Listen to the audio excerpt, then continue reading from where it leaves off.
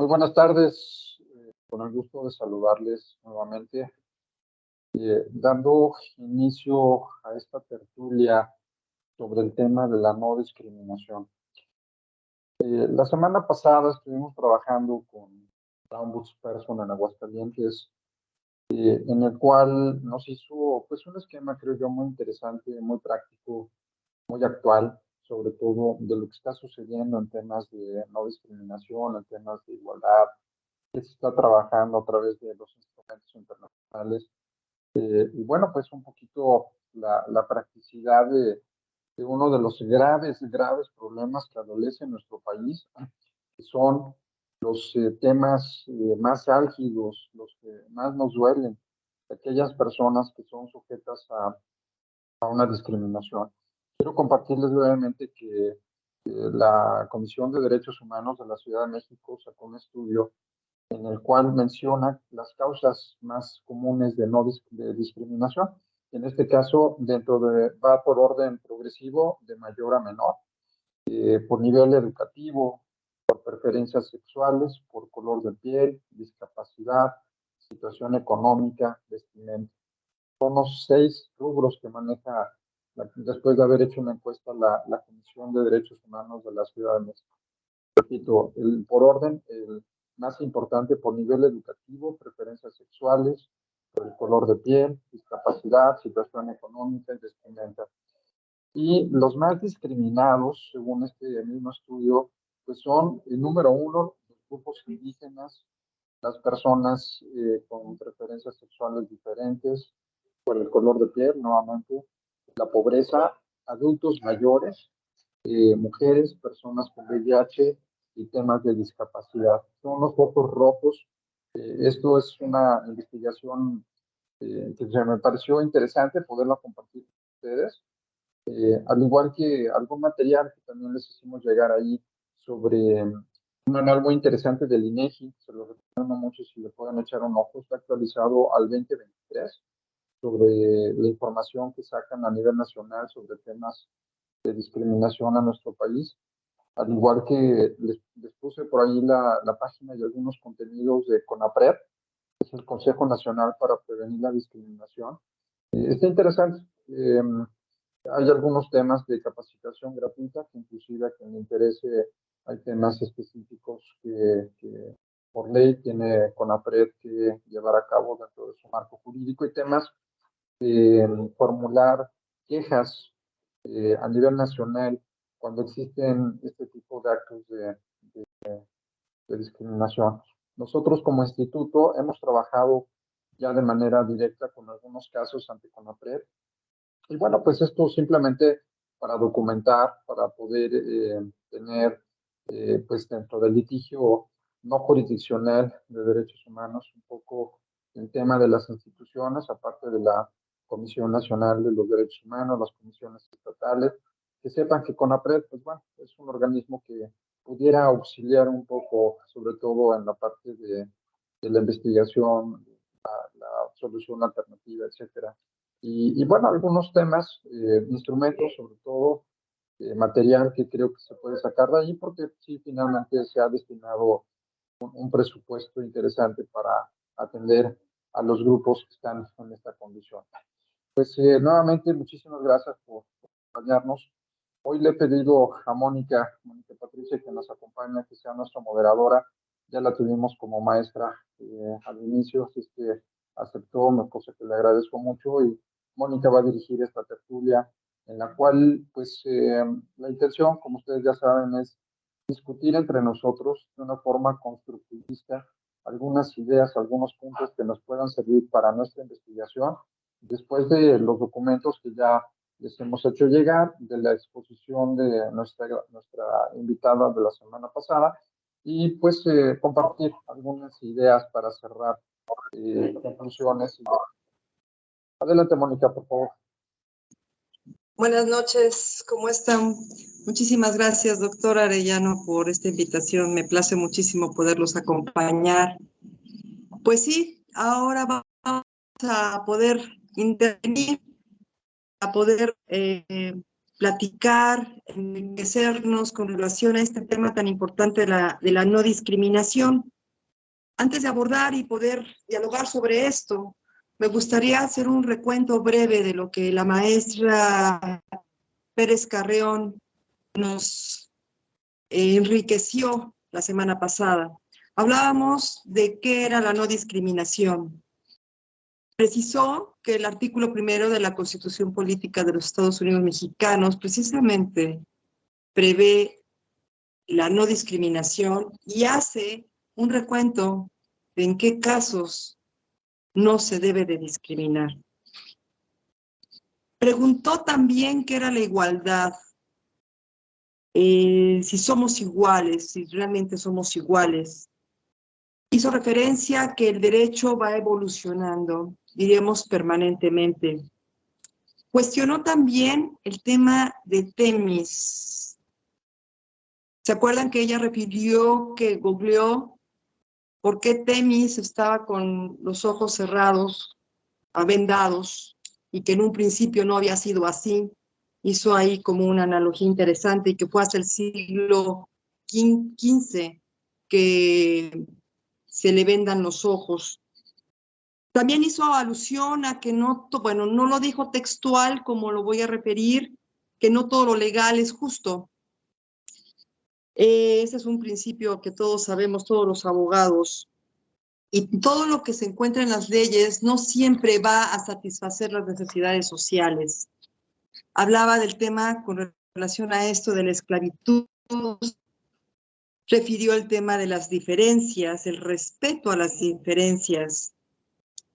Señaló que no son grupos vulnerables atinadamente, se evoluciona y se llama grupos en situación de vulnerabilidad, y más adelante, hoy por hoy, contrato prioritario, en razón de que no nada más es visualizarlos, sino atenderlos.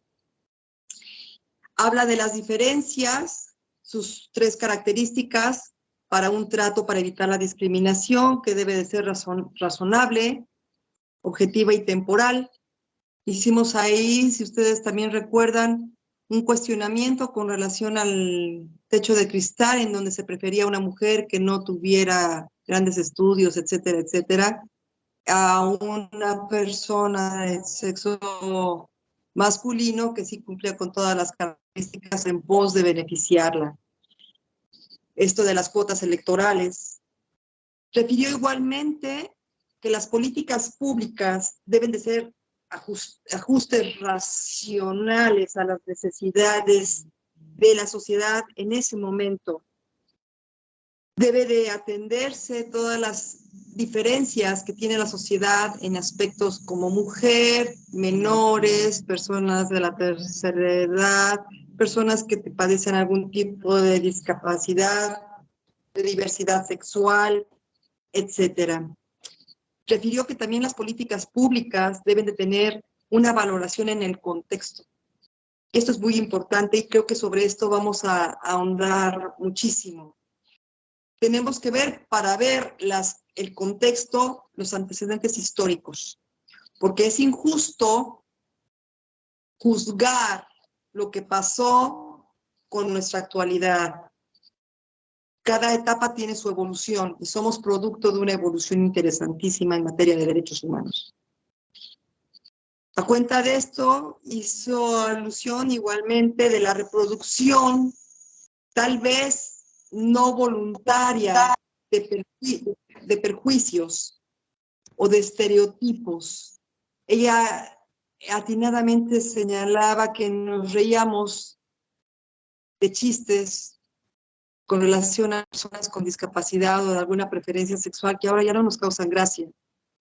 Esto es una evolución importantísima para nuestra generación y las generaciones que nos siguen, porque ya tomamos muy en consideración lo que es la dignidad. El doctor Arellano nos hizo favor de enviarnos una publicación súper interesante que más adelante también me gustaría que platicáramos sobre ella. Hablaba de los tipos de discriminación, que puede ser interseccional o múltiple, la diversidad de las personas, en razón de la etnia, del lenguaje, hasta de la región en donde viven y de los obstáculos que tienen para acceder a determinados derechos. Estos obstáculos deben de ser identificables para poder analizarlos y poder atenderlos ya directamente con una política pública. De otra manera, no hay un avance. Y es una retórica sin fundamento, sin sustento, una retórica que no nos lleva a nada, sino atendemos a la estructura, a la historia y a la actualidad. Evitar los mensajes de odio. Concluyó de manera por demás magistral que las diferencias nos hacen distinguirnos e identificarnos como indígenas, como mujeres, como migrantes, como refugiados, como apátridas, y esto lo hace también el Sistema Interamericano de Derechos Humanos, como víctimas de trata, los internos, los niños y los adolescentes, que sobre esto también es importante señalar que de acuerdo a lo que nos mandó el doctor Arellano, si ustedes checan el porcentaje de discriminación considerado en México es mayor para adolescentes. El porcentaje se eleva con relación a los adolescentes y sobre esto también creo que es muy importante versar, dado que es el futuro de México, de los países en general.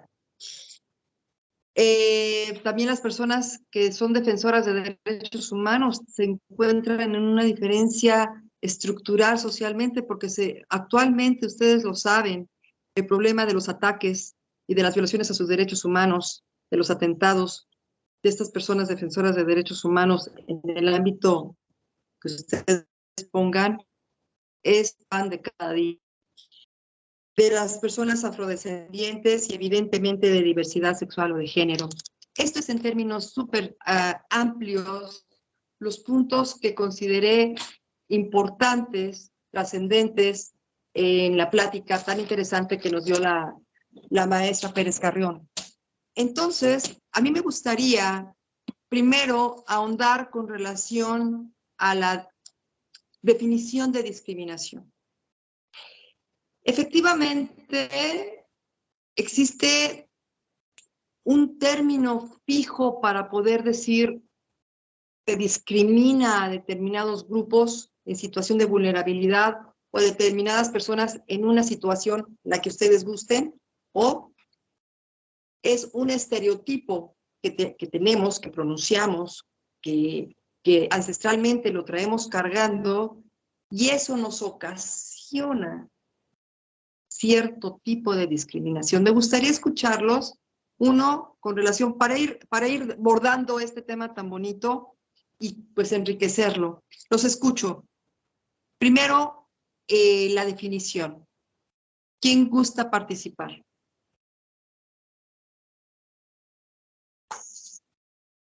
O como la escuela, escojo. Lolita tiene Doctora, ya alzada la mano. ya tiene la mano. No veo. Fue quien haya alzado la mano adelante. Lola. Sí, buenas tardes a todas y a todos. Fíjense que este tema específicamente, pues, a mí me llena bastante. De hecho, mi tesis doctoral fue sobre edadismo, que es discriminación por edad. Y algo que me gustaba mucho de la definición que yo presenté en mi tesis era que la discriminación se da, tengas tu intención o no de discriminar o de afectar, ¿me explico?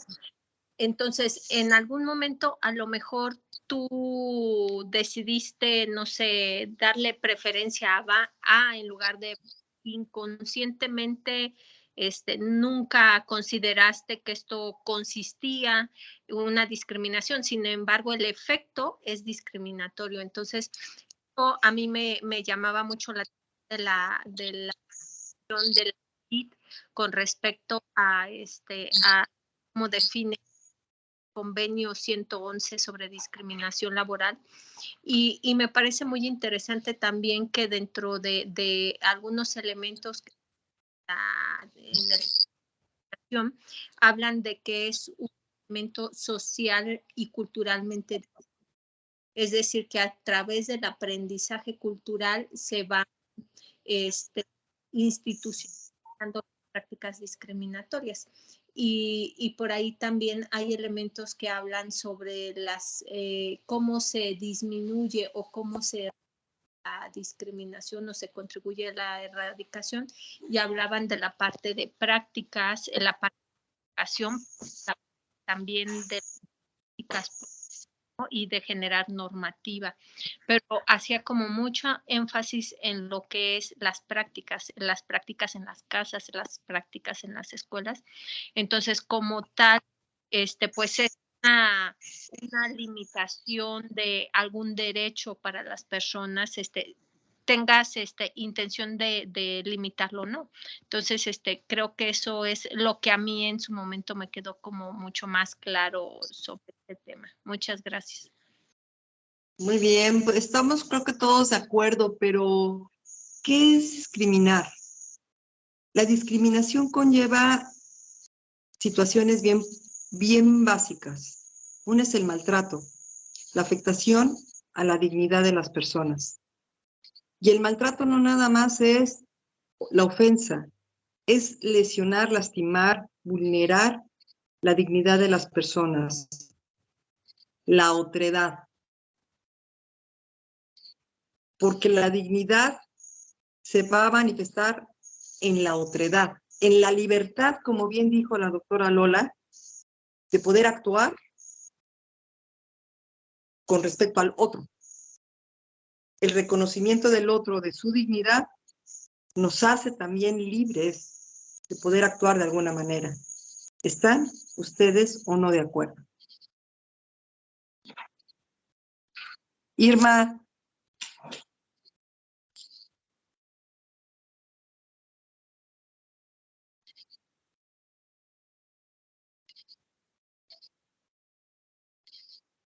¿Cuál Irma? ¿Irma Sicilia o Irma Guevara?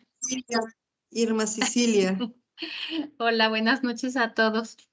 Pues sí, la discriminación yo la veo como una selección pero excluyente en cuanto al trato que se le puede dar a las personas, ya sea por sus varias características, como tú ya las mencionabas, de su origen, de sus preferencias sexuales o políticas, de sus condiciones de salud, que tengan algún problema, pues de alguna enfermedad contagiosa, que muchas veces se discrimina a las personas por esa situación, y su edad, su género.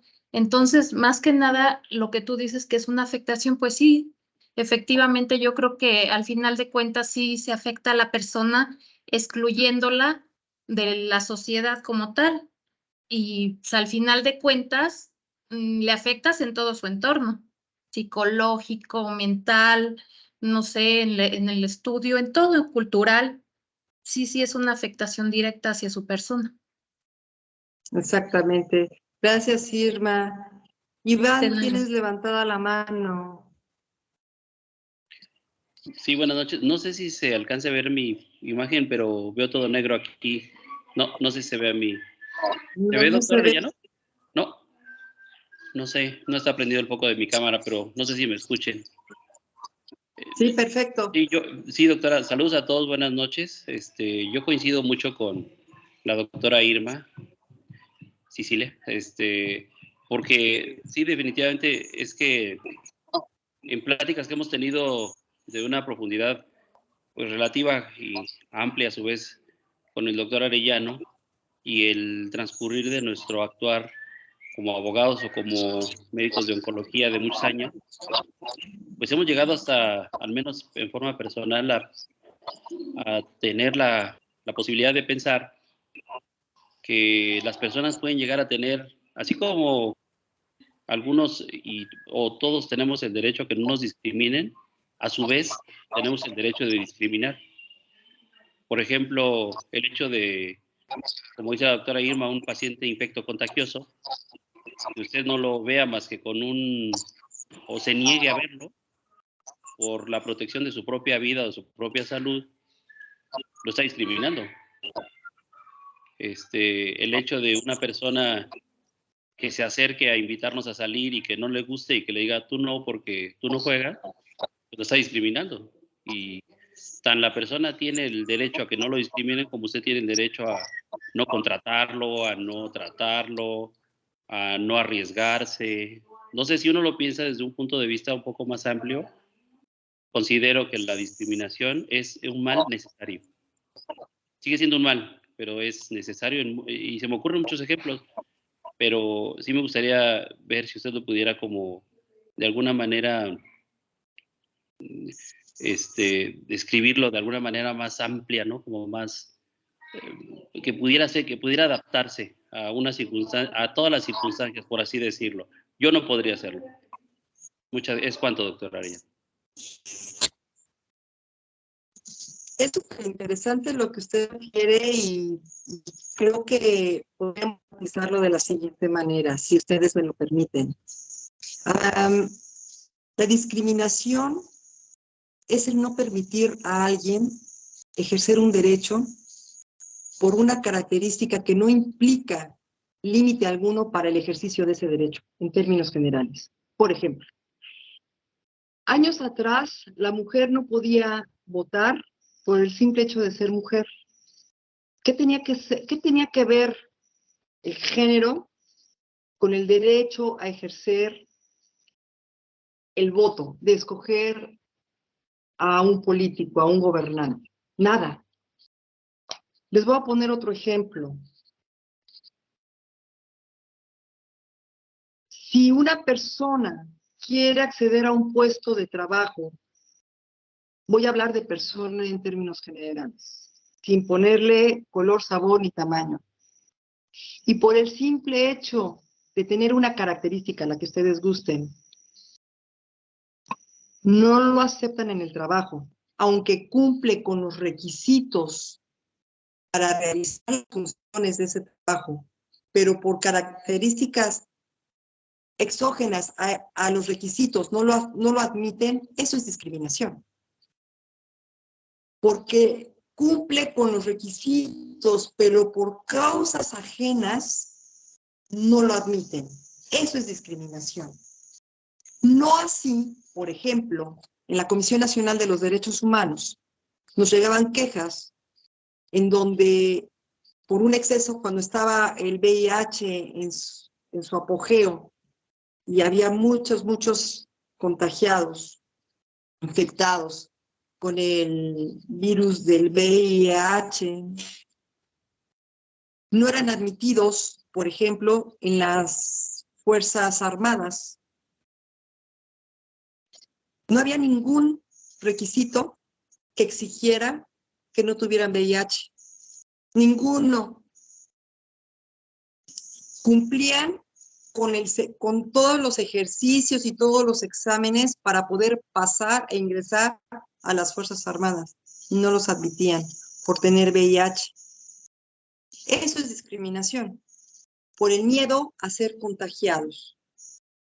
Tuvimos un asunto de un médico que se le prohibió, no voy a decir que es el Instituto Mexicano del Seguro Social por guardar la secrecía. No se le permitió ejercer su profesión porque era portador del VIH. Es decir, no se le permitía auscultar a los pacientes. Evidentemente, esto es una discriminación, porque él no estaba limitado para ejercer su profesión. Con los cuidados correspondientes podía perfectamente ejercer su profesión. Y así les puedo nombrar en 1000 ejemplos. El ejemplo de, bueno, si yo no quiero salir con alguien, pues no lo estoy discriminando, estoy ejerciendo mi derecho al buen gusto. No es discriminación desde mi punto de vista. Sí, se oyó muy bien, ¿eh?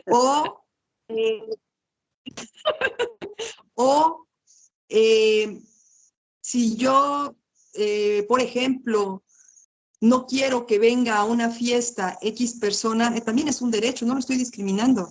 Porque una cosa es no permitirle ejercer un derecho que tiene y otra cosa es que yo también ejerza mi derecho a invitar a mi casa a quien yo quiera. ¿Sí me explico? Es muy sutil. Cuando el ejercicio de la exclusión atenta a la dignidad de la persona por razones exógenas a la causa principal es discriminación. No hay de otra. No cabe otro concepto. Así las cosas, la discriminación no lo puedo definir porque hay 1000 definiciones que conllevan a un vértice. La dignidad de las personas y el respeto a la otredad. Lo reitero. En uno de los documentos que nos hizo favor de enviar el doctor Arellano viene por demás bien explicado, súper bien explicado. ¿Qué sucede cuando el doctor Arellano invita en grupo cerrado a una plática? ¿Es discriminatorio de todos los demás? No, porque para poder asistir a determinada conferencia, a determinada plática, a determinado lo que sea, se tienen que cumplir con ciertas características. Se debe de estar integrado en un grupo. Imagínense que no fuese así, pues podríamos hasta operar. ¿Por qué no? No me discriminen si a mí me encanta ejercer, me encanta la cirugía. Yo quiero operar. Bueno, y si no voy a operar, una necropsia al fin ya no se va a quejar el paciente. Y yo quiero participar en eso. No es discriminación eso. No lo es. Iván, ¿estás levantando la mano o Sí. se atoró? Sí, es que me gustó el ejemplo que dio usted. Me gustó y le quería yo poner otro. Por ejemplo, un caso corto para no abrumarlos. Un caso corto, por ejemplo, no sé, usted tiene una hija y la hija le presenta al novio y el novio tiene esquizofrenia o tiene una enfermedad polipósica del colon hereditaria ligado al sexo. O sea, los nietos van a tener cáncer de colon. ¿Usted le diría, sí, puedes casarte con él y reproducirte, no hay problema? ¿O le diría, hija, piensa eso porque pues, habría que considerar que su nieto va a tener cáncer de colon o su nieto va a tener esquizofrenia? Entonces ahí habría que ejercer una discriminación selectiva. Es súper interesante porque nos ponemos de veras en los zapatos y ay, yo no tengo hija, tengo un hijo. Y su novia padecía una enfermedad mental, tenía esquizofrenia y depresión y paranoia y algunas cositas. No, nunca le prohibí nada. Nunca. ¿Saben por qué? Porque la otra persona también siente. La otra persona también tiene derecho a amar, a querer, a integrarse. Pero también mi hijo tiene derecho a decidir. Los hijos no son cosas. Los hijos no son de nuestra propiedad. Y aunque no nos guste y tengamos miedo, porque el miedo nos lleva a cometer cosas terribles, no podemos imponer. Podemos dialogar, pero no imponer. ¿Qué pasa? Les voy a poner un ejemplo no tan drástico que vimos en la maestría de bioética que su servidor estudió. Y esto lo platicaron ustedes en alguna ocasión, no participé, pero ahora lo saco a cuenta.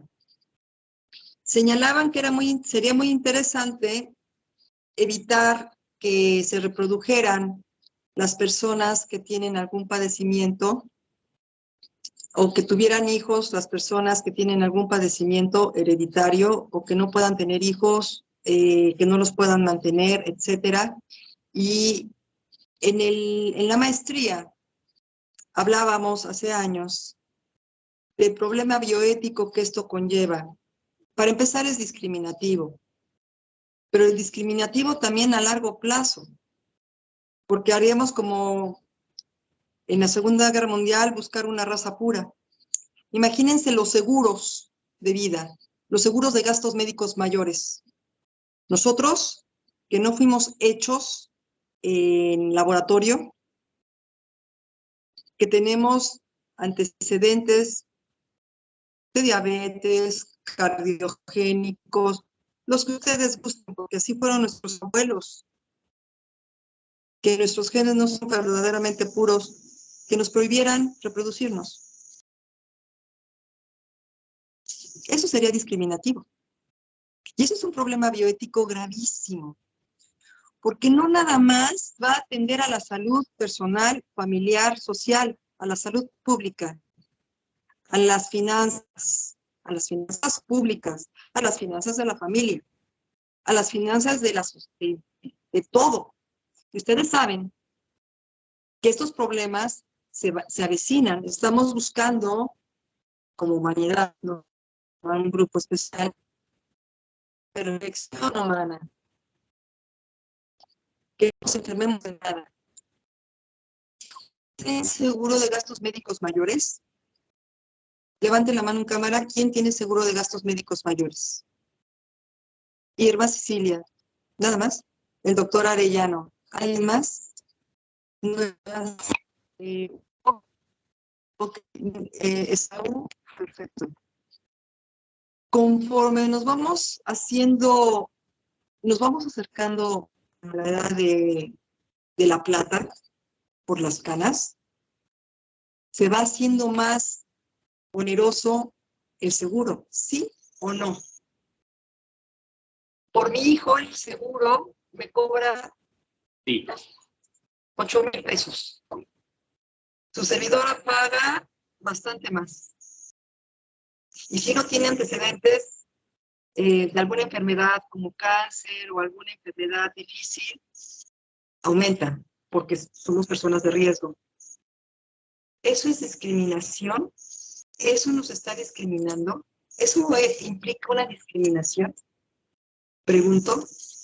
¿Nos discrimina de un derecho que todos deberíamos de pagar lo mismo?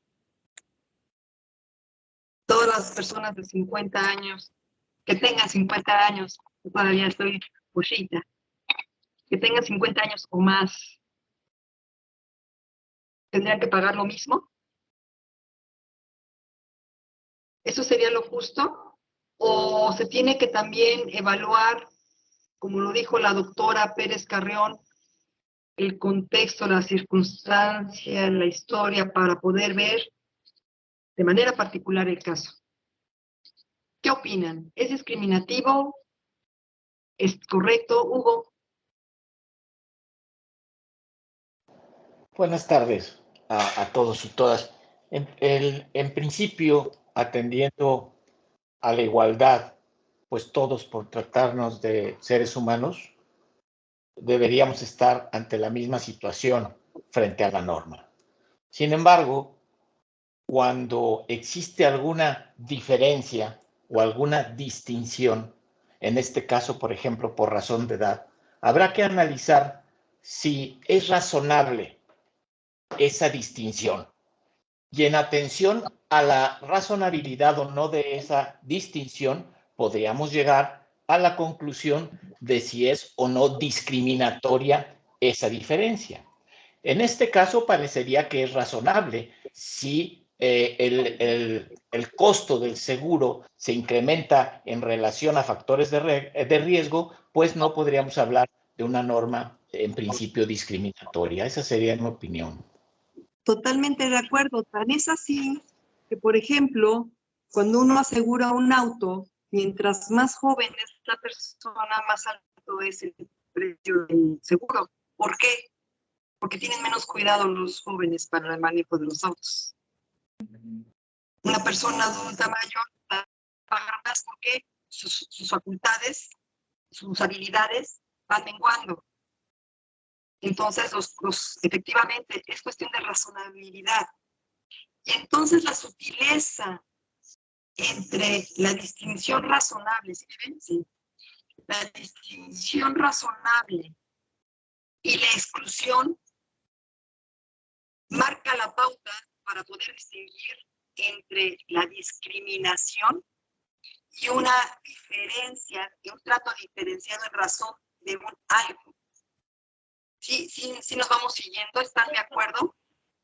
No toda diferencia es discriminativa. No vale. No presiones. Como bien lo sabemos, no somos iguales. Sería injusto que nos trataran iguales. Ontológicamente sí somos iguales. Ontológicamente. Pero que discúlpenme, somos diferentes. Gracias a Dios. No gracias a la naturaleza. Imagínense que fuésemos todos iguales. Sería aburridísima la vida. Aburridísima. No tendríamos tertulias, para empezar. Porque cada cabeza aporta algo. Porque cada uno de nosotros tenemos un bagaje personal, familiar, ancestral, que nos hace como somos. Y aquí estamos Irma, Susana, Rocío. No alcanzo a ver a todos. Mujeres. Y aunque somos mujeres, no somos iguales. Nos podemos enriquecer, pero no somos iguales. Igual los hombres, no son iguales. Empezando por la profesión, por la antigüedad, por la experiencia, etc. Comentaba, yo estoy viviendo en Estados Unidos y debo de decirles que estoy asombrada de manera negativa, pero bueno, esa es otra historia. Platicaba yo con unas personas que tienen negocios y entonces su servidora pues metió la cuchara molera dando mi opinión mexicanísima respecto de tal negocio. Y se voltea un caballero y se refiere al otro excluyéndome y le dice, ay, bueno, en inglés, con las mujeres latinas no se puede, son muy peleoneras. Bueno, evidentemente ya se podrán imaginar, me puse azul marino, estaba yo azul marino, y sí le dije 2, 3 cosas, muy a la mexicana, muy latina, muy orgullosamente latina. ¿Y saben por qué? Porque no se vale que nos estereotipen de determinada manera. Para los estereotipos latinos, las mujeres deben de ser como las Kardashian, como, ¿cómo se llama una actriz?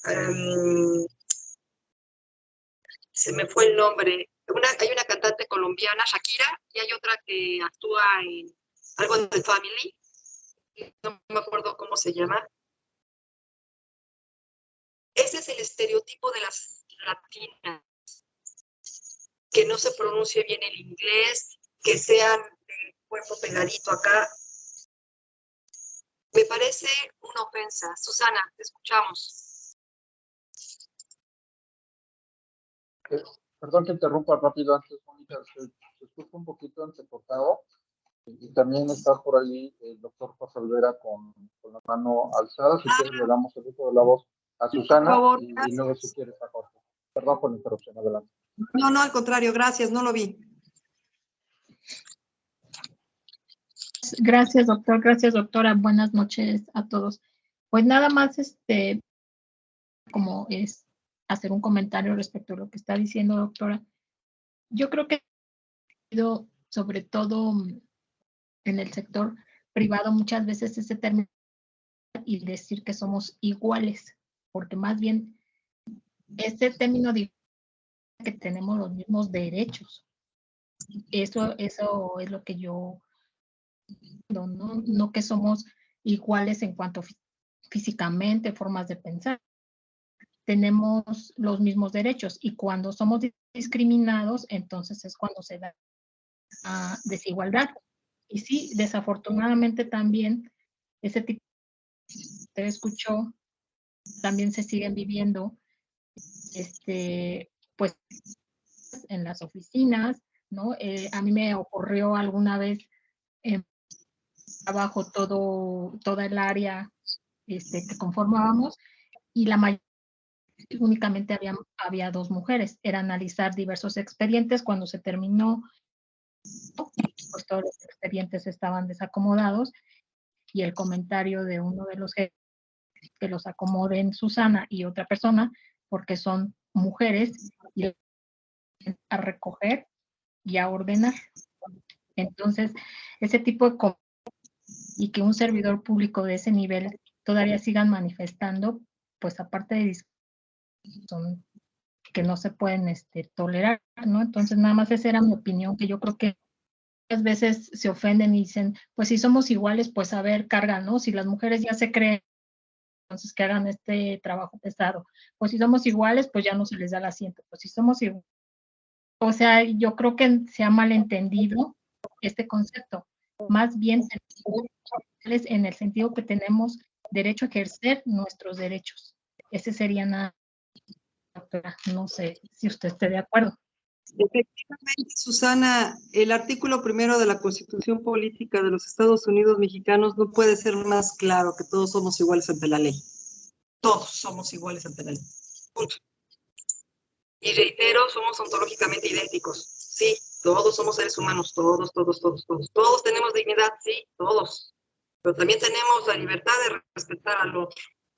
Ahí viene la gran diferencia.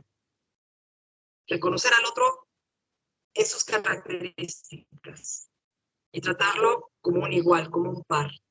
José, ¿lo escuchamos o te escuchamos? No lo veo.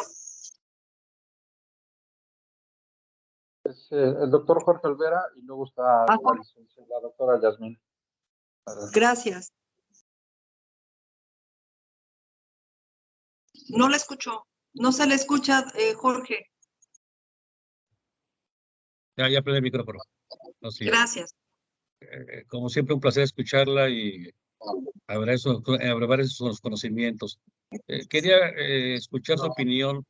¿Qué le merece los temas que van vinculados? Por un lado, la Constitución establece que para ser ciudadano se requiere tener 18 años y dice un modo honesto de vivir. Y la Corte recientemente estableció que cuando se exige como requisito para ocupar un cargo público un modo honesto de vivir, es inválido, ¿sí? Porque es un elemento muy subjetivo, muy ambiguo.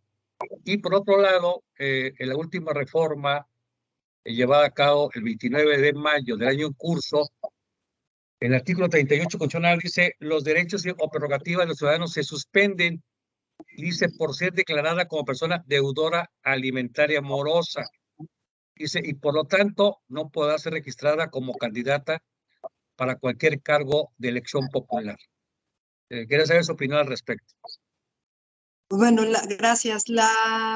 El modo honesto de vivir, ¿cómo se va a probar? ¿Quiénes son abogados?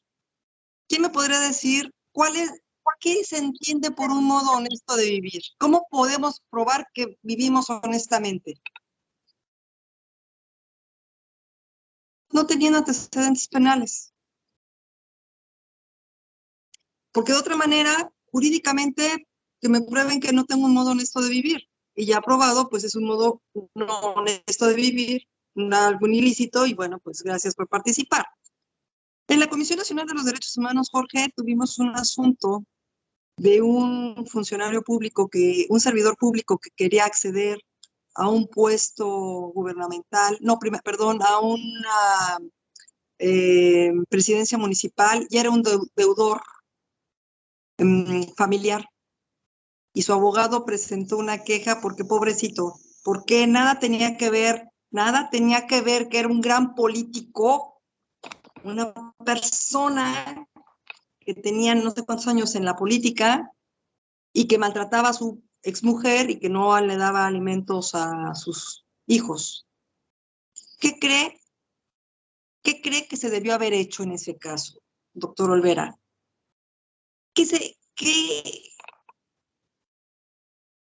Es cierto que no hay una vinculación con un puesto público y mi vida personal. ¿Será?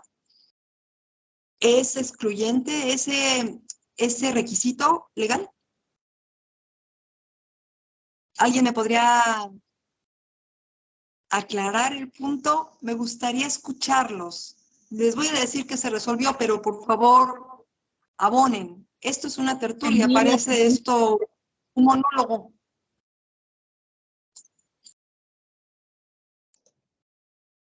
Doctora, pero yo no alcancé a escuchar la pregunta porque como que se entrecorta. La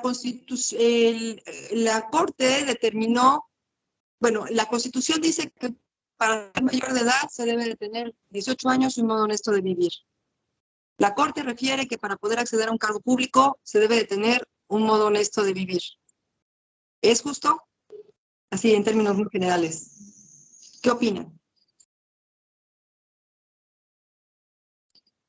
Y yo les puse el ejemplo de una persona que quería acceder a una presidencia municipal como deudor, un deudor de alimentario, y sus abogados decían que esto era injusto porque nada tenía que ver la carrera política con su vida personal y que era violatorio de sus derechos humanos.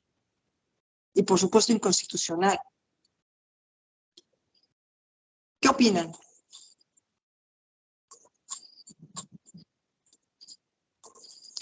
Oigan, despierten, cuéntenme por piedad. ¿Cómo? Es que subimos la manita y no nos alcanza a ver. No los alcanzo a ver. Doctora, ayúdeme, por favor. Gracias. Mi opinión, aclaro que yo no soy abogada ni sé mucho de esos, pero creo que ya la ley de por sí establece ciertos criterios en caso de un deudor, pues hay, digamos que algunas consecuencias legales que tiene que asumir la persona, que puede ser hasta que lo priven de libertad, ¿no? En caso de... No veo por qué quitarle un medio de subsistencia, porque finalmente ese puesto público le va a generar un empleo que le va a permitir cumplir con sus funciones o digamos que con ese mandato que le dio el juez de pagar cierto monto, pero si tú le impides realizar su trabajo, un trabajo honesto, posteriormente él pudiera incumplir bajo el argumento de pues me quedé sin empleo precisamente porque ustedes me limitaron mi derecho y ya de alguna manera hay otras leyes que limitan y dan seguimiento a esto. Entonces yo creo que es a mi punto de vista es como un argumento sumamente feminista con la finalidad de meter coerción al deudor y que allá hay otros elementos para hacerlo y creo que a través de la parte política estamos politizando una situación que debería ser del ámbito familiar.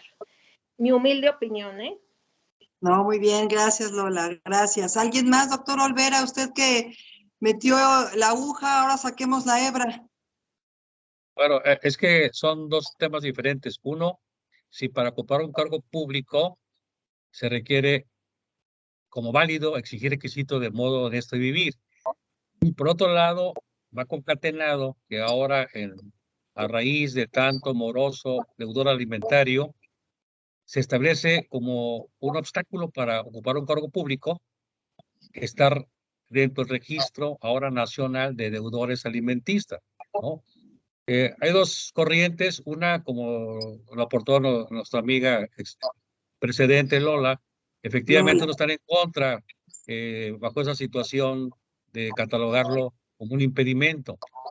Y por otro lado, muchos lo justifican, dicen, bueno, hay muchos registros como cuando uno está en el buró de crédito, y si ahí no dices nada, si tuviera tu dignidad, ¿verdad? Y estás en el buró de crédito.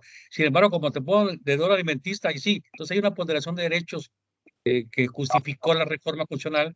En este caso, si alguien no atiende la cuestión alimenticia de sus hijos, usted debe tener ciertas acotaciones a sus derechos y que, bueno, está muy discutible si en un momento esto entra dentro de un daño a su dignidad como persona y una restricción a la capacidad de obtener un empleo y por ende y tener recursos económicos para proporcionarlos. Recientemente a un senador se le obligó a pagar una gran cantidad de pensión alimenticia y antes de que embargara el salario, pues lo cumplió, incluyendo comprarle 3 carros a sus hijos, a sus 3 hijos, uno a cada uno, ¿verdad?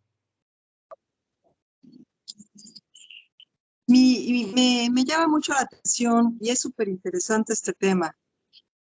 ¿Qué pasa con un servidor público que tiene un cargo como presidencia municipal, como un senador, como un diputado, como una persona que tiene capacidad de decisión y que no le ha hecho frente a sus responsabilidades personales? ¿Confiarán en él?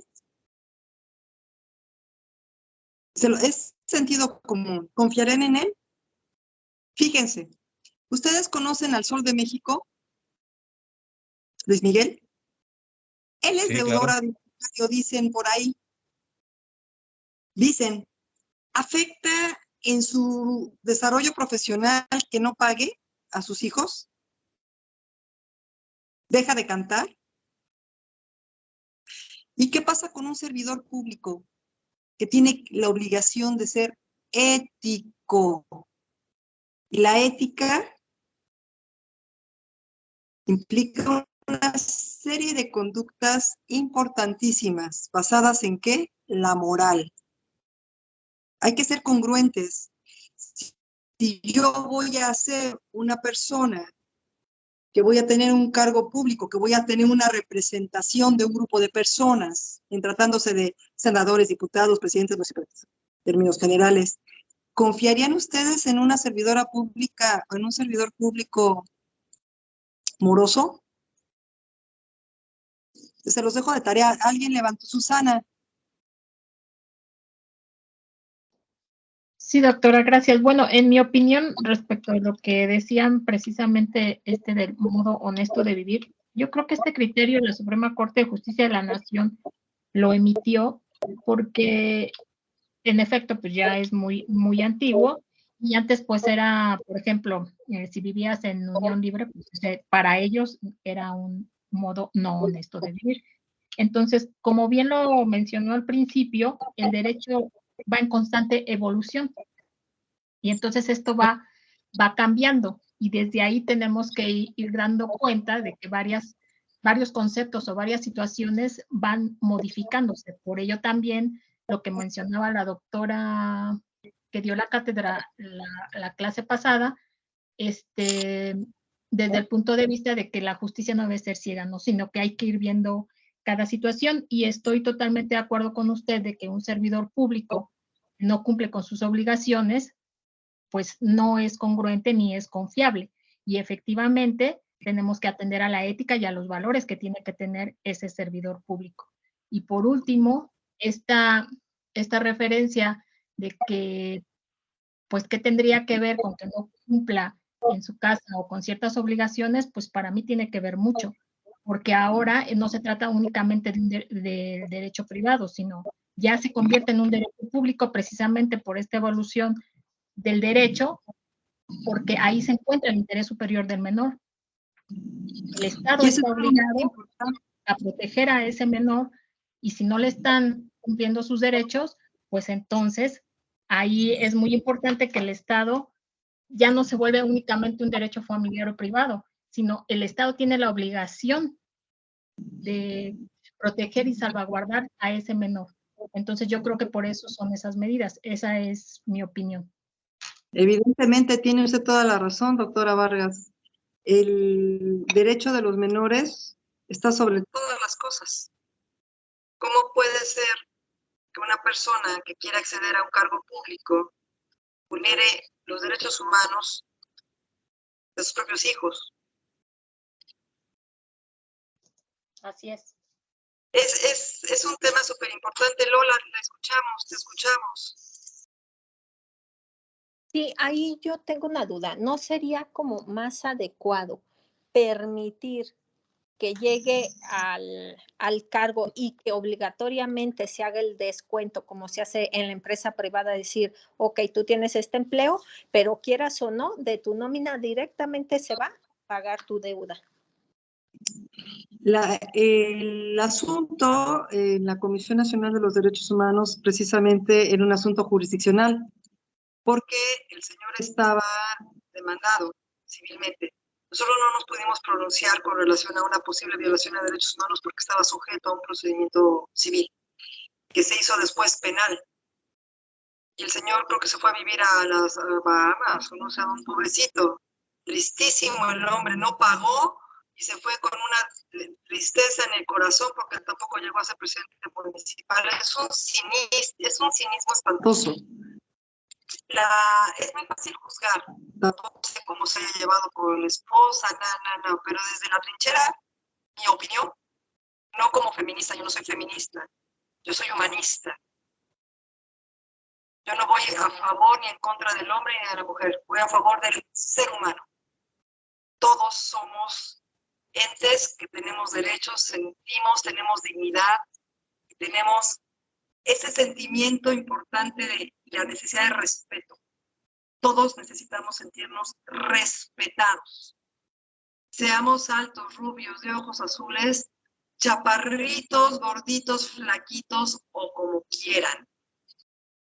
Sanos, abogados, médicos, lo que seamos, tenemos derecho a ser respetados, a no ser excluidos, a no ser discriminados, a no ser estereotipados, a no ser objeto de perjuicios.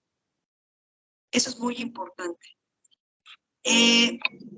No sé si ustedes se han puesto a pensar, doctor, tenemos 1 hora para la tertulia, ¿verdad? Es hora y media, y tenemos también cronológicamente 3 participaciones, Mónica. Teníamos también por ahí a Yasmín, Hugo e Irma. Son 3 perfecto, pues escuchamos. por ahí de participar. Yasmín e Irma, como los nombró doctor. Buenas noches, doctora. Pues también mi opinión de lo que le merece, precisamente estoy escuchando constantemente la situación de la discriminación. Sin embargo, yo opino en relación a eso y quisiera que me diera su opinión en relación a eso, que pues la situación de la violación a los derechos humanos no solamente es una cuestión de violación de derechos humanos de las autoridades hacia los particulares. Yo sigo insistiendo que tenemos que hacer algo para que los derechos humanos ahora sí que puedan hacerse válidos desde un punto de vista o un plano lineal. El problema más grande que nosotros tenemos no es precisamente la cuestión con las autoridades, sí lo puede ser, el impacto que tiene es mucho, sin embargo, la violación de derechos entre los particulares se da más y no hay un mecanismo que sea el idóneo para llevar esta situación a un juicio donde se determine pues que la persona realizó una afectación en la otra persona. Entonces, yo creo que para construir y tener una armonía y construir un país y una nación en torno a la paz, sería necesario no solamente fomentar pues los derechos humanos,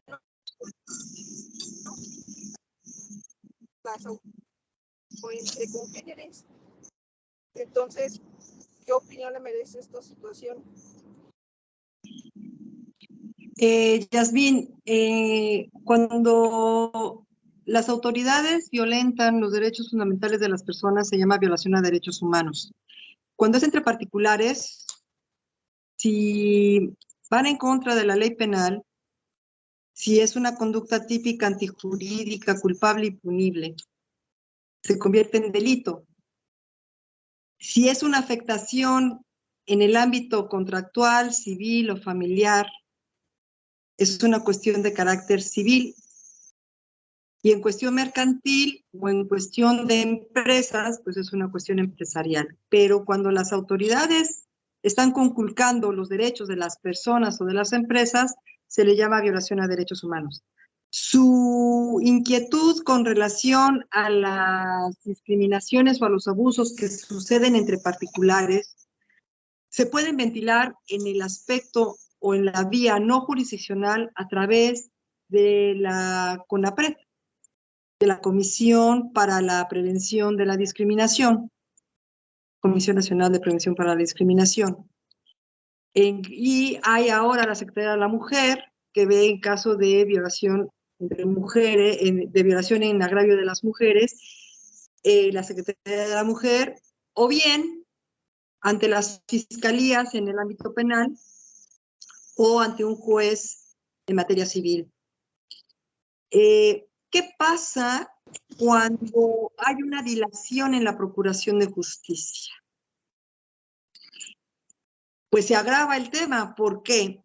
Vamos a suponer que un particular violenta de cierta manera a otro particular, lo discrimina. Se acude ante un órgano jurisdiccional, se presenta la demanda civil, se va ante un órgano, a una fiscalía, un órgano de administración de justicia penal, y hay una dilación. Se puede presentar queja ante los organismos protectores de derechos humanos porque no nada más es entre particulares ya, sino que cuando se acude con una autoridad, la autoridad no está ejerciendo las facultades, las obligaciones que tiene para salvaguardar mis derechos. Y entonces las comisiones de derechos humanos estatales, y si es en el ámbito federal, la Comisión Nacional de los Derechos Humanos puede intervenir. ¿Qué pasa si se acude directamente a la CONAPRED? La CONAPRED va a investigar cuestiones única y exclusivamente de carácter en el ámbito de discriminación. Si la CONAPRED ya conoce del tema, la Comisión Nacional de los Derechos Humanos no puede conocer hasta que se determine esa queja. ¿Por qué? Porque la Comisión Nacional de los Derechos Humanos no se puede pronunciar si hay otra institución que ya conoce y es especializada. Pero una vez que se concluye, sí se puede conocer si no están de acuerdo. ¿Sí me siguen? Sí se puede presentar una queja. En caso de los juzgados, pero en caso de las fiscalías, igualmente las comisiones de derechos humanos o los órganos internos de control o las visitadurías de las propias fiscalías.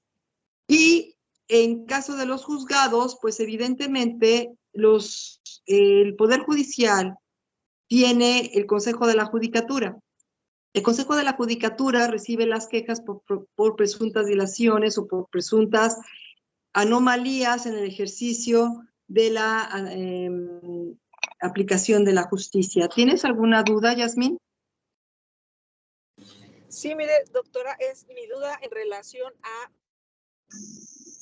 el tema de investigación que yo tengo es la responsabilidad civil subjetiva por daño moral como un mecanismo importante para la tutela de derechos humanos entre congéneres, y esto se debe a que la responsabilidad civil subjetiva tutela los derechos de la personalidad. Estos derechos de personalidad tienen que ver con cuestiones que van enfocadas al daño que se le produce a una persona en sus emociones, sus sentimientos, en su honor o bien en su apariencia física. Entonces, mi idea aquí era equiparar el mecanismo, esta acción de responsabilidad subjetiva como este mecanismo que se puede hacer valer para la tutela de derechos entre semejantes, porque yo entiendo que no solamente se debe de constreñir al Estado, sino que también a los particulares.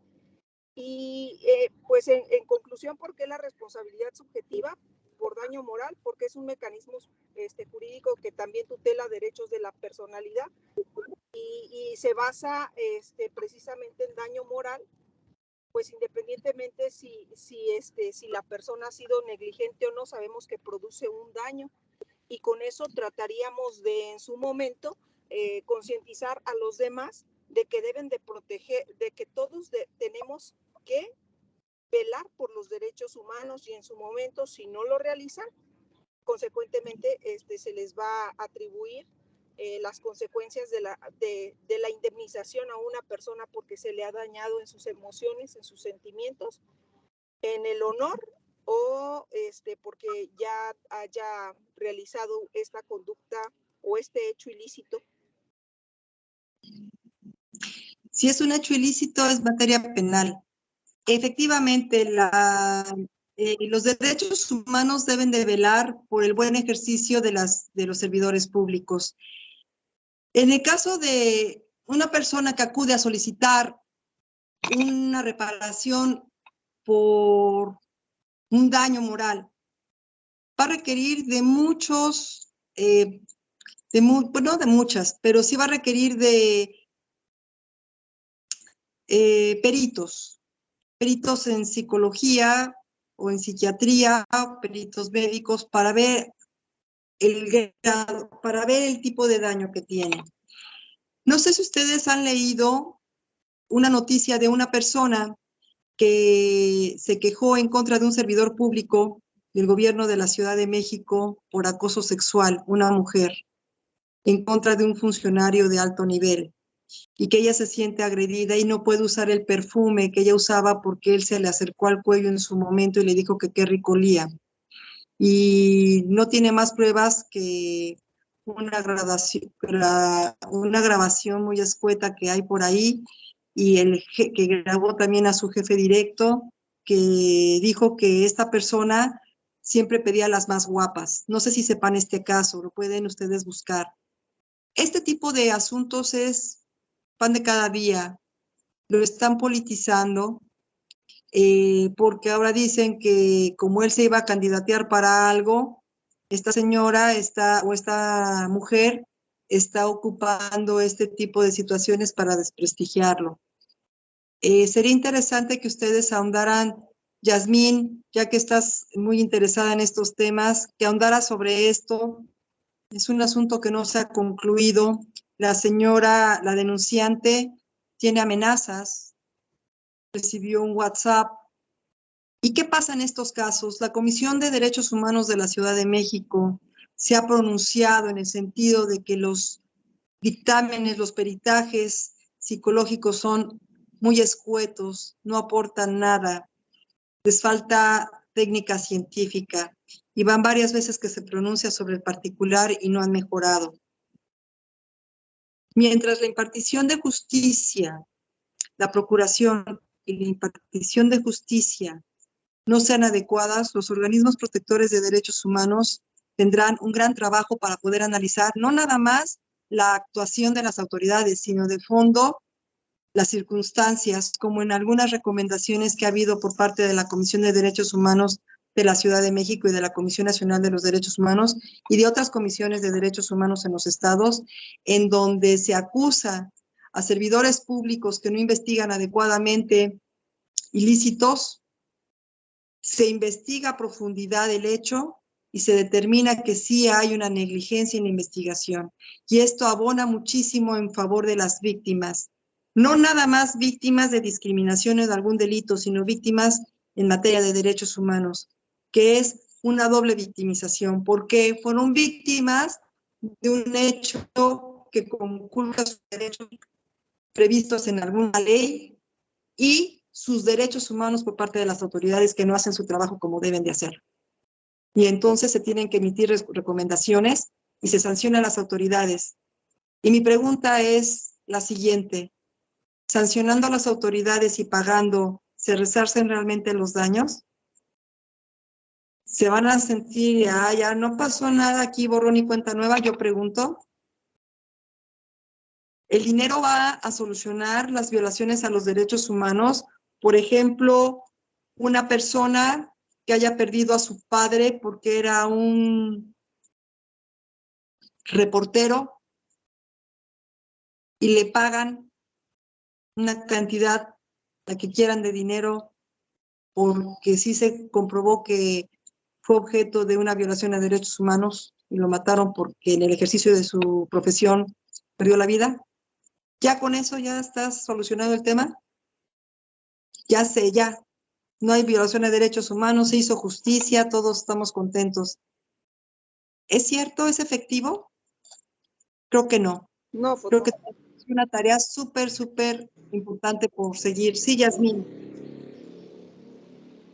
Sí, todavía, sí, se debe de continuar trabajando. Todavía necesitamos, yo creo, buscar nuevas formas para concientizar a las personas y difundir un poco más.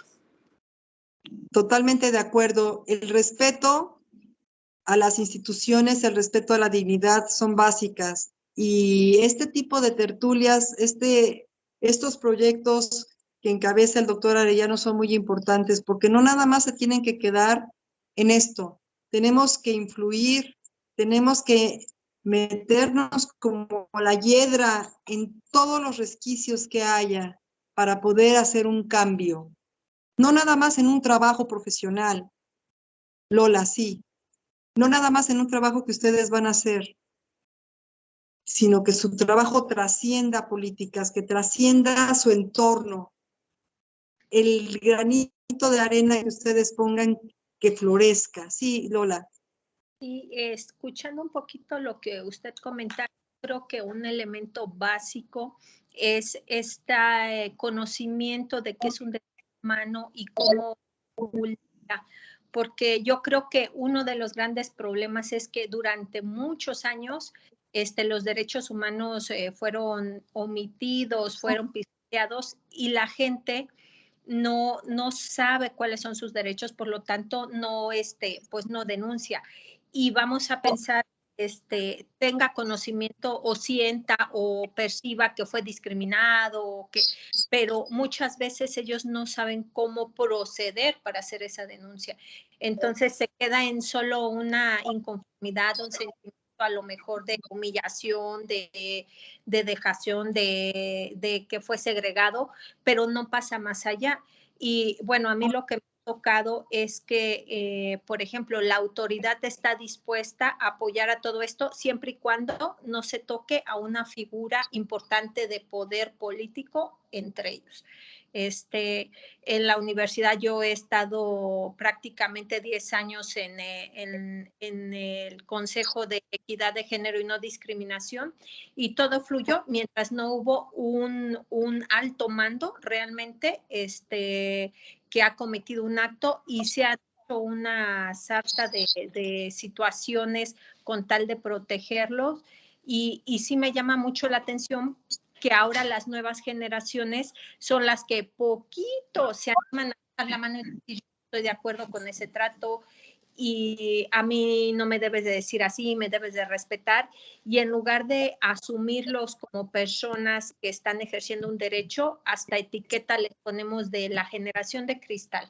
No aguantan nada porque tienen su derecho. Entonces, yo creo que sí, culturalmente tenemos que empezar a trabajar sobre esta defensa de los propios derechos para que vaya cambiando la cultura. Totalmente de acuerdo, totalmente de acuerdo. La triste historia de no denunciar viene tiene dos vértices. Uno el miedo y el otro la ignorancia. Y si a esto le sumamos la corrupción y el abuso del poder, tenemos un mix terrible. Por eso estamos como estamos, pero para eso estamos para estar. Porque no podemos estar, ay, sí, ya lo vemos, sí, pues ya ni modo. No. Hay que incidir, hay que prepararnos y hay que platicarlo. Algo que es muy importante es la coloquialidad. Si un médico, si un profesional, el que sea, habla en términos técnicos, no llega el mensaje. Pero si hablamos de manera coloquial y decimos lo que se tiene que informar asequible a los oídos de nuestros oyentes, por supuesto que lo van a entender. La estigmatización y la estereotipación de las generaciones de cristal es un punto en contra. Bien lo dice Lola. No son generación de cristal, son jóvenes de una nueva generación que son producto de una historia que tienen que evolucionar y que tienen que luchar por sus derechos, tienen que hacerse respetar. Y nosotros estamos en medio, entre la la manera antigua como fuimos educados, tú te callas. Aquí se hace lo que yo digo, si quieres, y si no, adiós. A un diálogo razonable, respetuoso. Y el respeto es básico. Reitero, por favor,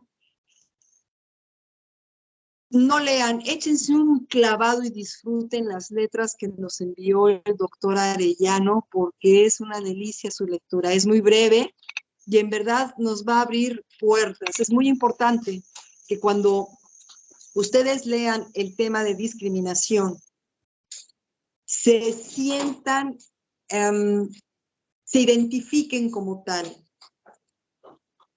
Quien no defiende los derechos humanos como propios no está defendiendo nada. Alguien más había levantado la mano y el diálogo mío, de veras, perdónenme, me apasiona. Estaba Hugo y después Irma Cecilia.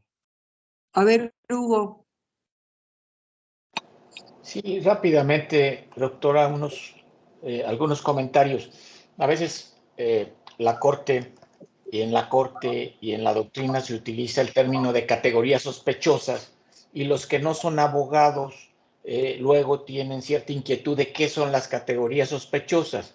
Cuando se habla o se escucha a los tribunales referirse a categorías sospechosas, precisamente son aquellas que el artículo primero constitucional relaciona, como el origen étnico, el género, la edad, las discapacidades, la condición social, etcétera. ¿Y de qué son sospechosas? Pues son sospechosas de discriminación. Cualquier ley o cualquier acto en donde esté inmerso alguna de estas categorías, hay una sospecha de discriminación, al contrario de las diferentes leyes, que en principio hay una presunción de constitucionalidad. Aquí no. Aquí, cuando estamos en presencia de cualquiera de estas categorías, son categorías sospechosas de discriminación, y el acercamiento hacia ellas es diverso, precisamente desde esa sospecha, ¿no?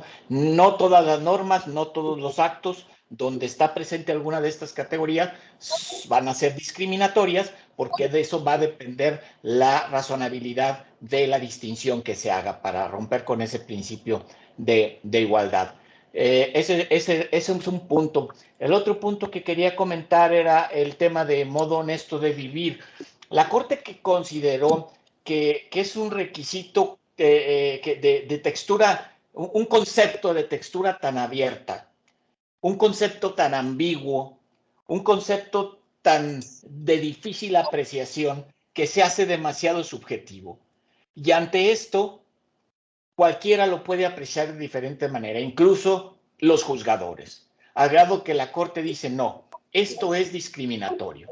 ¿Por qué? Claro. Porque se queda la subjetividad. No hay realmente un contexto de razonabilidad objetivo donde podamos decir, esto es modo honesto de vivir y esto no es modo honesto de vivir. Entonces, ese era otro tema que quería comentar rápidamente. El tema también del tema de los alimentos, de los deudores, pues también es un tema polémico. Recuerdo yo que la Comisión de Derechos Humanos sí consideró que era discriminatoria esta norma, por ahí hablando que violentaba la libertad de trabajo, que violentaba otros derechos fundamentales, la igualdad y no discriminación, la libertad de trabajo, el votar y ser votado, derechos políticos. Finalmente, cuando la Corte lo analiza, pues hay incluso ministros que lo votan, como lo había considerado, que fue la minoría. Creo que 2 ministros votaron en el sentido de que efectivamente era una norma discriminatoria, pero finalmente la mayoría consideró que esta medida sí tiene un fin constitucionalmente válido, porque pretende garantizar y proteger los derechos de alimentos mediante la restricción de este derecho del deudor alimentario moroso para acceder a cargos públicos. Y bueno, la finalidad es desincentivar el incumplimiento de obligaciones alimentarias en perjuicio principalmente de las personas acreedoras. ¿A qué voy? A que, bueno, el máximo tribunal así lo definió. Sin embargo, para la academia, para la doctrina, pues nos deja la discusión abierta, ¿no? hay opiniones de si es discriminatoria o no es discriminatoria. La Suprema Corte ya dijo que no.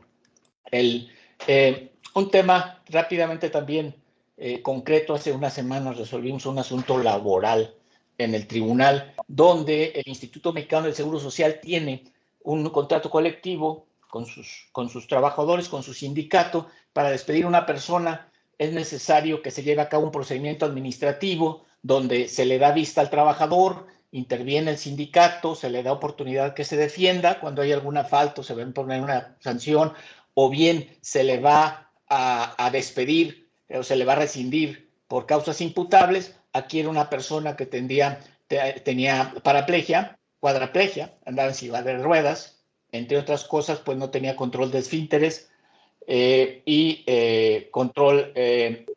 tenía diversas enfermedades.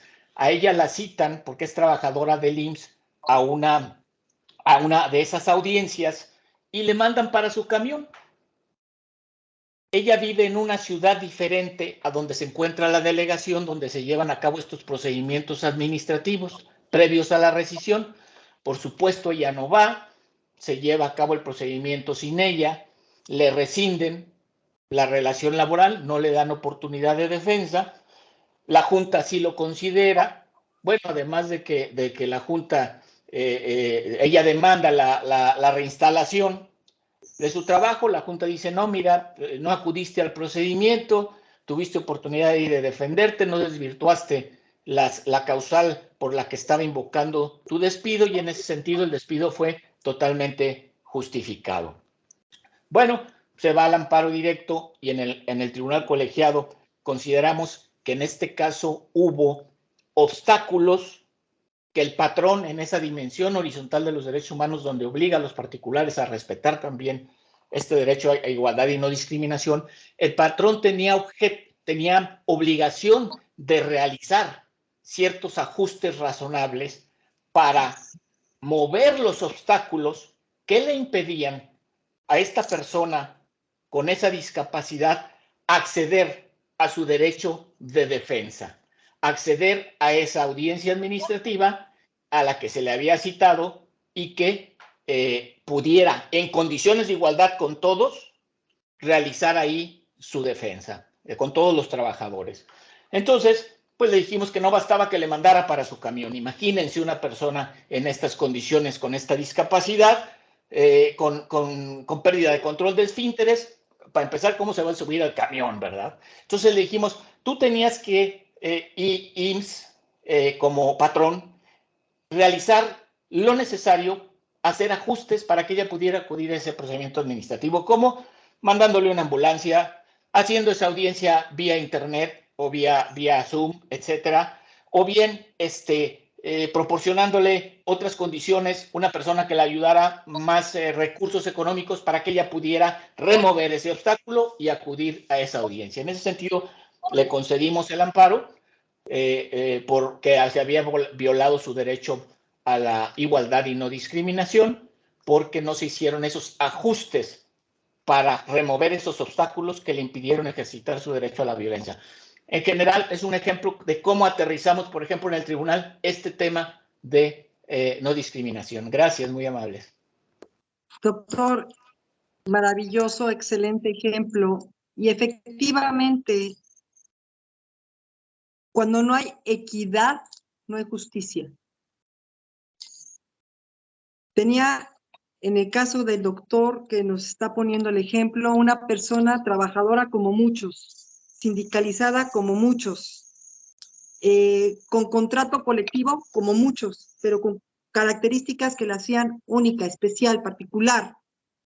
Y entonces la norma no puede ser aplicada a rajatabla, debe de haber equidad para que haya justicia. Excelente, bravo, qué ejemplazo, muy bien. Creo que esta tertulia se cierra con broche de oro con esta aportación más que clara, un ejemplo maravilloso de lo que es no discriminar, primero lo que fue una discriminación y cómo se puede subsanar en materia jurisdiccional una discriminación en pro de los derechos humanos. Ojo, ojo, no nada más derechos laborales, derechos humanos. de Derechos Humanos, ¿no? Muchas gracias. Doctora Arellano, le cedo la palabra. ¡Qué emoción! Sí se nota, estoy muy emocionada. Me encantan estos temas. Gracias. Sí, se nota, Mónica, muchas gracias. Tenemos, si quieren, la última participación de Irma Cecilia. Adelante, Irma, por favor. Hola otra vez. Pues ya me ganó la idea el doctor Bermúdez, porque iba a hablar específicamente sobre la Comisión de Derechos Humanos que había determinado que sí era un violatorio de igualdad y discriminación respecto a los deudores alimentarios. Él ya lo dijo muy explícitamente lo que quería la idea, y también quería participar respecto a lo que comentaban del acoso laboral que comentó la doctora Mónica, respecto que decía que si es justo o no, pero yo lo que pude ver mientras cuando inició el Código Nacional de Derecho Penal, es que todo se arregla a través de la reparación de daño. Donde usted decía que si era justo que con dinero, o sea, para mi punto de vista, obvio no. Pero todo, de hecho, las fiscalías, y se lo digo por experiencia propia, tienen línea respecto a que no se judicialicen los asuntos. Que todo sea a través de la reparación del daño. ¿Que es justo? Obvio que no. O sea, ¿cómo resarcir una muerte de, no sé, de tu padre, de tu madre o de alguien, porque alguien le disparó, alguien lo mató por no sé, con un arma blanca, lo que sea? Entonces nunca se me ha hecho que sea justo, que alguna vez me dijo alguien que quién me dijo que la vida era justa, pero dentro de que soy abogada, no creo que sea, no se me hace en particular que sea justo que que las leyes y la norma y los juzgados y todo estén fusionados, coludidos o como le puedan llamar, aunque yo sea abogada, y que lo hagan de esa manera. Pero sí hay línea directa para que se haga así. Bueno, les debo comentar que en materia de derechos humanos, cuando se emite una recomendación, evidentemente también se va a pagar. Se solicita el resarcimiento económico, pero también se solicita un tratamiento psicológico en caso de que sea necesario. Un tratamiento psicológico no nada más a la víctima directa, sino a las indirectas o a las víctimas en términos generales, a través, en su momento, de la Comisión Nacional de Atención a Víctimas, o bien a través de alguna institución especializada en estos temas, a efecto de que no nada más quede en cuestión material. Voy a hacer una observación en este punto. Desafortunadamente he escuchado muchas personas que dicen, ay, mira, quéjate, presenta la denuncia, a ver cuánto te toca, a ver cuánto le sacas. Y entonces se ha materializado, perdón por la palabra, prostituido el derecho humano a la igualdad, a la equidad, a la dignidad por dinero. Y tenemos los abogados y los profesionales que nos dedicamos a este tema tan sensible y tan importante, tener mucho cuidado. Porque si bien podemos representar a las personas que necesiten de nuestro servicio, tenemos que tener mucho cuidado de no ser utilizados para fines bajos. En la Comisión Nacional de los Derechos Humanos nos trataban de utilizar de una manera terrible. Ya no trabajo ahí por cuestiones personales, éticas, en donde a todas luces se veía que no era la búsqueda de la justicia, sino la venganza. Otra, a ver cuánto me toca. Una persona acudió a la comisión hace algunos años en un tema muy triste. Él era esposo, era el ex esposo, la señora muere y él presentó la queja. Y decía que amaba mucho a esta persona.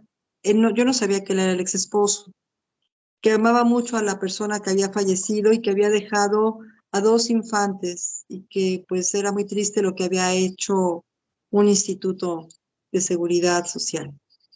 Cuando solicité el expediente clínico, yo me dediqué muchos años a estos temas. Cuando solicité el expediente clínico, el señor le pegaba a la señora. había un divorcio previo, bueno, perdón, no era divorcio, una separación previa, había una restricción en contra de él para acercarse a la casa. Pero hubo una iatropatogenia y la señora perdió la vida. Y este señor, en defensa y en representación de sus hijos, acudió a la comisión para ver cuánto le sacaba al instituto tal. Yo hablé con ella, con este señor, sabiendo más o menos esta historia, y excuso a decirles que me dolía la cabeza nada más de escuchar su nombre. Él no tenía los hijos, los tenía su mamá, y a él no le importaba, él le quería el dinero. Finalmente, como si hubo una iatropatogenia y él era el representante legal, obviamente el padre de los hijos, él recibió el dinero. ¿Y qué creen? Se fue de México. Los hijos se quedaron con la abuelita. Entonces tenemos que tener muchísimo cuidado con nuestro trabajo. Es muy doloroso porque como Comisión Nacional de los Derechos Humanos o como organismos protectores de derechos humanos no nos podemos meter en la vida de nadie, simplemente buscar que se haga justicia. Y una parte de esa justicia era el resarcimiento económico y la atención psicológica para los menores. Y para la abuelita, que por cierto no tenía tiempo de ir porque ella se encargaba de cuidarlos y para cuidarlos tenía que trabajar. Y entonces pues la atención psicológica casi era imposible que fuera. Entonces también aquí la equidad es difícil de aplicar cuando las circunstancias van en contra. ¿Qué se buscó? Se los comento, sábados y domingos a la hora que la señora podía. Cosa que sí se logró, pero después de 2 años. ¿Es justo? ¿Pregunto? Sí, Susana, qué emoción, me encanta que participen, me encanta. Gracias, doctora. Nada más aquí lo que está comentando la doctora Irma Sicilia y lo que usted efectivamente acaba de comentar. Yo he leído algunas resoluciones de recomendaciones de la Comisión Nacional de Derechos Humanos y de la Comisión Interamericana de los Derechos Humanos, y aparte de esta integración o manera de reparar el pago de los daños, también he visto efectivamente, como usted dice, atención psicológica, y también he visto y gratamente que ya se ordena o se recomienda la capacitación de los servidores públicos para que conozcan en materia de derechos humanos y no se lleve a cabo la violación. Entonces, también recomiendan que se lleven a cabo cursos de capacitación en ese sentido, y también creo que es importante y también se exige la disculpa pública, que es como una manera de prevenir y de pues de visibilizar estos acontecimientos y que no vuelvan a ocurrir. Entonces yo creo, es mi forma de ver, también como abogados, pues tratar de pedir este tipo de cosas, ¿no? Que se capaciten a los servidores públicos aparte del pago, que se lleve a cabo esta disculpa pública y revisar cuáles son sus protocolos o si tienen esta capacitación, porque luego ni lo conocen. Nada más era ese mi comentario. Muchas gracias. Efectivamente, la capacitación debe de ser permanente, se solicita a través de las recomendaciones de todos los organismos protectores de derechos humanos, tanto nacional como estatal y a nivel internacional. Y esta es una tarea, doctora Arellano, que tenemos todos, ¿eh? Tenemos que dar capacitación a todos los servidores públicos, a todos, dije a todos, o sea, a todos, pero también en las universidades. Porque los estudiantes de derecho, los estudiantes de medicina, todos los estudiantes tienen que conocer sus derechos humanos. Y entonces los invito a que reflexionemos, a que participemos en nuestros ámbitos personales, familiares, profesionales y si hay académicos, para incidir y poder duplicar, poder multiplicar esta información tan importante. Yo les agradezco muchísimo, doctor, en verdad me siento muy honrada de estar aquí. Gracias, gracias, gracias, me apasionan los derechos humanos y soy muy feliz con ustedes. Gracias, doctores, gracias, Hugo, Irma, Susana, Lola, Adela, Irma, Esaú, y a todos, no los veo a todos, Rocío, muchas gracias, gracias, doctor Sergio, muchos besos, los quiero, gracias. Muchas gracias, Mónica. Sabía que le ibas a poner ese ingrediente de ánimo, de felicidad, de entusiasmo porque sé que te apasiona los derechos humanos y bueno, gracias por hacer tan amena esta sesión.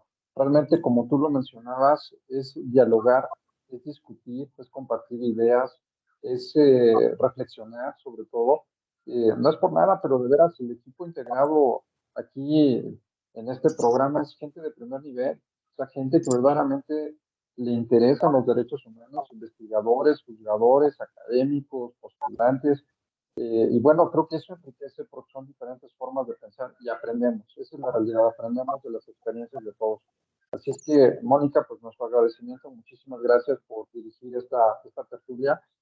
Ojalá tengamos la oportunidad, estamos reunidos, estaba checando ahorita personas de México, de la Ciudad de México, Coahuila, Querétaro, Michoacán, Guanajuato y Tamaulipas. Ojalá pudiéramos coincidir un día y hacer la tertulia presencial en un punto neutro. Ojalá por ahí sea uno de los proyectos que tengamos y discutir esto. Realmente lo disfrutamos. La tertulia es discutir de manera muy amena temas que son de nuestro interés, pero pues no es la típica reunión de contar chistes o de estar por ahí hablando de cosas que socialmente son interesantes, pero aquí estamos aprendiendo, de manera diferente estamos aprendiendo. Así es que, nuevamente, Mónica, nuestro reconocimiento, nuestro afecto, muchas gracias. Y a todos y a todas, muchas gracias por habernos acompañado.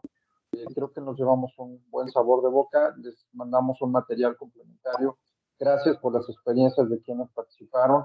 Y bueno, pues nos reunimos la siguiente semana. Que tengan muy buenas noches. Gracias a todos. Buenas noches. Gracias, doctora. Muchas gracias a todos. Buenas gracias. Buenas noches. Saludos. Gracias, doctora. Gracias. Gracias, doctor Sergio. Gracias a todos y a todas.